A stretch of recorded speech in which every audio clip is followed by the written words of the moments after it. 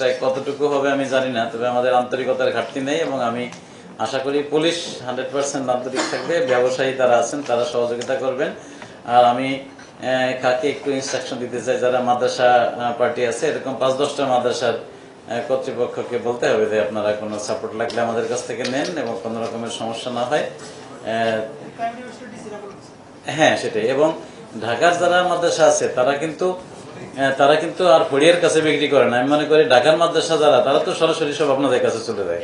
সবাই যার যার দায়িত্বটা সঠিকভাবে করবেন। এটি আমাদের একটি জাতীয় সম্পদ, একটি রপ্তানিমুখী পণ্য আমাদের এটির যাতে সুন্দরভাবে সবকিছু হতে পারে সেজন্য সকলের আন্তরিকতা থাকবে, এটি আমি আশা করি। ব্যবসায়ী ব্যবসা করবেন, অন্যান্য যারা মাঝখানের ব্যবসায়ী আছেন যাদের আমরা ফড়িয়ে বলি বা মধ্যস্বত্বভোগী বলি, তারা তাদের লাভ করার প্রবণতা থাকবে এটি আমরা মনে করি, কিন্তু তারপরেও তাদের প্রতি আমার অনুরোধ যে তাদের ব্যবস্থাপনার জন্য সুষ্ঠু থাকে এবং কোনো জায়গায় কাউকে ফাঁকি দেওয়ার মানসিকতা বা প্রতারণা করার মানসিকতা না থাকে, এতটুকু আহ্বান। এবং আমাদের পুলিশ সদস্যদের সকলের প্রতি আহ্বান যেন তারা যেন এই বিষয়টি আন্তরিকতার সাথে দেখেন এবং এইবার আমরা কোনো অবস্থাতেই এটি নিয়ে কোনো অব্যবস্থাপনার সংবাদ শুনতে চাই না।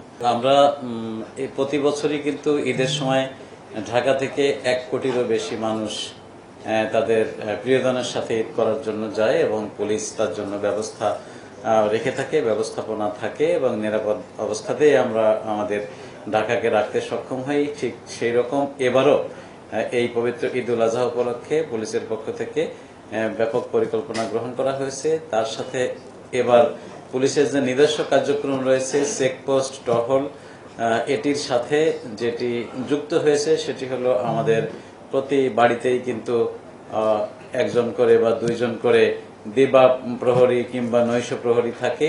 তাদেরকে আমরা এবার আমাদের ডিউটির আওতায় নিয়ে এসেছি যে আমাদের পুলিশের সাথে ম্যানেজমেন্ট করে তারা সমন্বয় করে তারাও পর্যায়ক্রমে ডিউটি করবে যাতে কোনো ধরনের সমস্যা হতে না পারে। আমরা জানি যে অনেক বাসাবাড়ি, দোকানপাট, কলকারখানা, অফিস আদালত এইগুলো খালি রেখে সবাই চলে যাচ্ছেন, সুতরাং সেটির দায়িত্ব পুলিশের কাছে। আমরা আহ্বান জানাবো যে সকলে পুলিশকে সহযোগিতা করুন এবং পুলিশের সেবা নিন এবং পুলিশের প্রতি আস্থা রাখুন।